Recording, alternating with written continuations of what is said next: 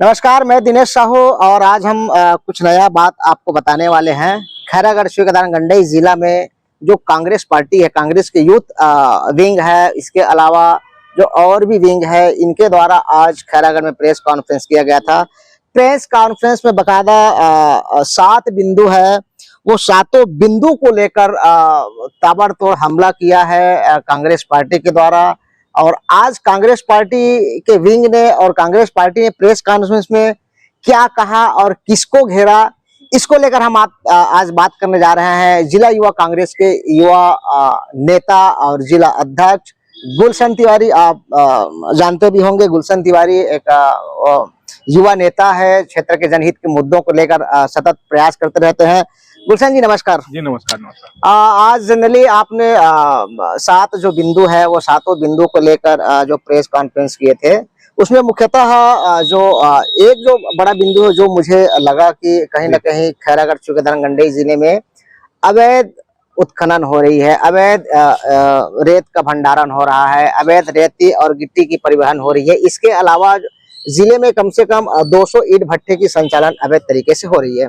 इसकी शिकायत आपने खनिज विभाग के अधिकारी को किए थे और खनिज विभाग के अधिकारी को बकायदा आपने वीडियो फुटेज भी दिए थे, फोटोज भी दिए थे, लेकिन उनके द्वारा कार्रवाई नहीं करने का आरोप और आपने गुंडागर्दी का भी वहां पे आरोप लगाया। क्या लगता है आपको? देखिए, जब ये जो खनिज विभाग का जो सिस्टम है, जब नियमतः व्यक्तिगत कार्यक्रम करना चालू कर दिए इन लोग, ये शासन जो भारतीय जनता पार्टी के शासन के समर्थक के तौर पर खनिज विभाग काम कर रही है। मैंने इनको 7 फरवरी 2023-24 को एक आवेदन दिया, शिकायत किया कि जो पूरे जिले में लगभग 200 से अधिक ईंट भट्टे का संचालन हो रहा है। शासन ने तो जो पर्यावरण को, प्रदूषण को ध्यान में देते हुए जो अवैध ईंट भट्टा है इसको बंद करने का प्रयास किया है। और मैं आपको एक चीज बता रहा हूँ, पर्यावरण प्रदूषण क्यों? जब हम ईंट बनाते हैं तो रेतीला मिट्टी की आवश्यकता है, नदी कटाव करते हैं, नदी का प्रदूषण होता है। दूसरा, ईंट पकाने के लिए हमको लकड़ी की आवश्यकता है, पेड़ काटते हैं। एक तरफ सरकार एक पेड़ माँ के नाम से एंथम जला रही है और दूसरी तरफ सरकार और सरकार के जो प्रशासन के लोग हैं उन लोग उसी पेड़ कटवाने के लिए तो प्रतिबद्ध है। दूसरी बात, मुरुम खनन के लिए मैंने 19 जून, 27 जून, 1 जुलाई और 3 जुलाई 4 दिन का वीडियो बाकायदा मैंने जिला खनिज अधिकारी के और उनके कर्मचारी के मोबाइल में भेजा, शिकायत किया और यहां तक बोला कि तुम इसको नहीं पकड़ पाओगे क्योंकि भाजपा का नेता है और तुम भाजपा के नेताओं के पक्ष में काम करते हो। नहीं भैया, ऐसा बात नहीं है करके, और मेरा बात सही हुआ। उन लोगों ने उनके ऊपर कार्रवाई भी नहीं किया और उन लोग का ये भी कहना हो जाता है कि लेकिन देखते हैं कौन आता है ऐसा करके। मतलब ये गुंडा। क्या लगता है कि जैसे केसीजी जिले में जो अवैध मुरुम की खनन हो रही है ना, तो क्या लगता है कि आपको जो मुरुम का जो अवैध खनन का जो ठेकेदार है उनके ऊपर कहीं ना कहीं भाजपा का संरक्षण है, ऐसा कुछ? 100% संरक्षण है, क्योंकि अगर भाजपा का संरक्षण नहीं होता तो छोटे छोटे, जैसे कि हमने ज्यादा दबाव देते हैं, ज्यादा हम इसके लिए कलेक्टर साहब के पास शिकायत करेंगे या फिर ऊपर सरकार के पास शिकायत करेंगे, तो इन लोग खानापूर्ति के नाम से टिप्पर को पकड़े हैं, ट्रैक्टर को पकड़े हैं, ऐसा करके बोलते हैं। तो ट्रैक्टर और टिप्पर एक गरीब आदमी चलाता है। पकड़ना है तो बड़े ट्रांसपोर्टरों को पकड़िए जो एक समतल जगह को उन लोग खाई बना देते हैं।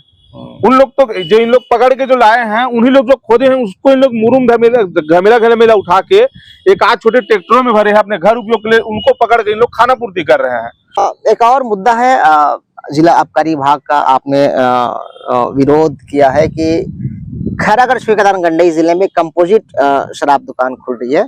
ये आपके संज्ञान में कहीं न कहीं आया और आप इसका विरोध कर रहे हैं, क्यों? ऐसा क्यों? क्योंकि कांग्रेस सरकार ने भी अपने शासनकाल में शराबबंदी की जो घोषणा की थी उस पर आपने अमल नहीं किया और अभी जो भाजपा शासनकाल के द्वारा जो नया कंपोजिट शराब खुले जाने की जो बात कही जा रही है, इसका विरोध क्यों? देखिए, जो भारतीय जनता पार्टी है, प्रदेश में जितनी शराब दुकानें हैं उनका 1.5 गुना, मतलब उनसे और आधा टोटल। जैसे आज अगर 700 दुकान है तो हमारे पास अगले 5 साल में 1050 दुकान करने का इन लोगों ने एक स्कीम बनाया है। और दुर्भाग्य की बात है तो इस प्रदेश का जो मुख्यमंत्री ही आबकारी मंत्री है। मुख्यमंत्री जी द्वारा युवाओं को, छात्र छात्राओं को नशे के लत में धकेलने का प्रयास मुख्यमंत्री जी के द्वारा किया जा रहा है, और इसका पूरा जोर मैं विरोध करता हूं, क्योंकि हमारी सरकार ने बाजार अतरिया, जाल बांधा में आत्मानंद स्कूल और कॉलेज खोलने का काम किया है। बहुत महत्वाकांक्षी मांग थी, पुरानी मांग थी, उस मांग को पूरा करने का काम किया है, तहसील तक बनाए हैं। लेकिन ये सरकार वही शराब बेचने का काम कर रही है, जिसका मैं और एनएसयूआई के हमारे साथी भी इनके साथ ये है। और अगर इस पर कार्यवाही नहीं हुई तो हम बिल्कुल सड़क पर उतरकर प्रदर्शन करेंगे। इसके हस्ताक्षर युक्त हमने शिकायत भी किया है महिलाओं के, सैकड़ों महिलाओं के साथ, कि पूर्ण शराबबंदी होना चाहिए। उस पर भी किसी प्रकार की कोई कार्रवाई नहीं होती है। सिर्फ एक प्रेस वार्ता जारी कर दिया जाता है, प्रेस विज्ञप्ति जारी कर दिया जाता है और बोला जाता है कि हमने इतने बैरल लीटर शराब पकड़ा है। अगर आप इतने बैरल लीटर शराब पकड़े हो तो हमारे जहां हमने जो पर्टिकुलर जगह बताया है उस जगह पर आपने कितना शराब पकड़े, इसकी भी जानकारी उपलब्ध कराइए। आपने प्रेस विज्ञप्ति में बोला कि उदयपुर में शराब दुकान नहीं खुलेगी, तो मैं पूछ रहा हूँ बाकी के जो 7 और जगह बता रहा हूँ, जालबंधा, बाजार अतरिया, पैरीमेटा, ठेलकाटी, पांडाता, गातापार, जंगल और अन्य और जगह है, यहाँ पर भी शराब दुकान नहीं खुल रही। इसका भी आप प्रेस विज्ञप्ति करके जारी कीजिए, तब हम मानेंगे कि सरकार सही शराब दुकान नहीं खोलना चाह रही है। एक और मामला जो सामने आया है कि छुईगदान ब्लॉक में, खैरागढ़ जिले के छुईगदान ब्लॉक में सीमेंट फैक्ट्री खोले जाने की बात की जा रही थी, और इसमें पूर्व में जो विरोध करने के लिए जो लोग आए हुए थे उनके खिलाफ एफआईआर दर्ज हुए हैं। सीमेंट फैक्ट्री खोलने से प्रशासन का कहना है कि रोजगार की संभावनाएं बढ़ेगी, लोगों को रोजगार मिलेगा, जमीन का मुआवजा मिलेगा। विरोध क्यों? मुआवजा की बात अगर सरकार कर रही है तो सबसे पहले तो मुआवजा इनको, जो डैनिया से लेकर जो छुईगदान तक जो सड़क बनी है उनका ही पहले मुआवजा दिलवा दे सरकार। सरकार बोलती कुछ है और करती कुछ है। किसी भी व्यक्ति को 22 लाख रुपया एकड़ में अगर जमीन अगर वो बेच रहा है, अगर उसके पास 5 से 10 एकड़ जमीन है तो उनको अगर 5 एकड़ है तो 1 करोड़ 10 लाख रुपया, और अगर 10 एकड़ है तो 2 करोड़ 20 लाख रुपया का उनको पैसा मिलेगा। और वही व्यक्ति अगर जाके कहीं 10 एकड़ जमीन खरीदूंगा करके अगर वो सोचेगा भी तो उनको जमीन मिलना मुश्किल है। वो जो पैसा रहेगा वो पैसे को दुरुपयोग करेगा, उनके आने वाली पीढ़ी बर्बाद हो जाएगी। और खुद वहां की अगर जनता और किसान नहीं चाह रही है कि हमको सीमेंट फैक्ट्री नहीं चाहिए, तो सरकार को इतनी क्या जरूरत है कि वो जनता के इच्छा के विरुद्ध सीमेंट की फैक्ट्री खोल रही है। और आपको मैं एक चीज बताना चाहता हूँ जो मैं प्रेस वार्ता में नहीं कहा हूं, एकाधिकार अगर आज डबल इंजन की सरकार है तो एकाधिकार सीमेंट में अगर है किसी का तो आज अडानी को मिल चुका है। देश के आधे से अधिक शेयर अगर सीमेंट किंग कहलाने वाला अगर हो गया है तो अडानी हो गया है। जैसे हम देखे टेलीकम्युनिकेशन कंपनी में पहले Uninor, Vodafone, Tata Indicom, Tata Docomo, ऐसे अनेकानेक स्मार्ट, रीम ऐसा सिम हुआ करता था। जियो आया, जियो आने के बाद 46 करोड़ से अधिक लोग जियो का उपयोग कर रहे हैं। पहले फ्री में आया, फिर रेट बढ़ाया, फिर मोनोपोली, एकाधिकार हो गया, जब चाहे तब रेट को नियंत्रित कर रहे हैं। वैसे ही सीमेंट कंपनी का भी रेट अगर कोई करेगा तो अडानी इसको रेट को नियंत्रित करेगा।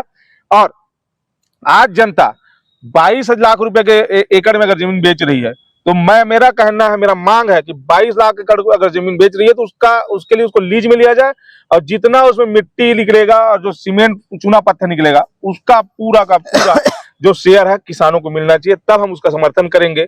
कैसे मानेंगे कि सरकार उन वहां के स्थानीय लोगों को रोजगार उपलब्ध कराएगी, क्योंकि बाहरी लोगों को ही, बिहारियों को, उत्तर प्रदेशियों को बसाया गया है। हमारे बलौदा बाजार जो छत्तीसगढ़ में आता है, जो सीमेंट के लिए अगर पूरे देश में अगर हम सीमेंट के नाम से छत्तीसगढ़ कैपिटल स्टेट कहलाता है, वहां पर सबसे ज्यादा सीमेंट उपलब्ध होता है।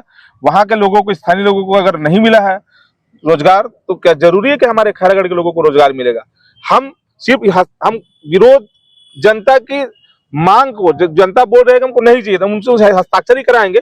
जनता अगर लिख करेगी कि हमको समर्थन करते हैं तो हम क्यों विरोध करेंगे? जनता चाह रही है, जनता नहीं चाह रही है, उनके बातों को समर्थन करते हुए हम विरोध प्रदर्शन कर रहे हैं। आप युवा नेता हैं और भारतीय राष्ट्रीय कांग्रेस में खैरागढ़ जिले में आपका रुतबा चलता है, आपका बातें सुनी जाती है। युवाओं के लिए क्या संदेश रहेगा कि आप जो तमाम तरह के जो समस्याएं लेकर आज जो प्रेस कॉन्फ्रेंस करी, युवाओं को आप क्या बोलना चाहेंगे इस मुद्दे में, वो मुद्दे का हिस्सा बने, इस आंदोलन का हिस्सा बने, कैसे आप उनको?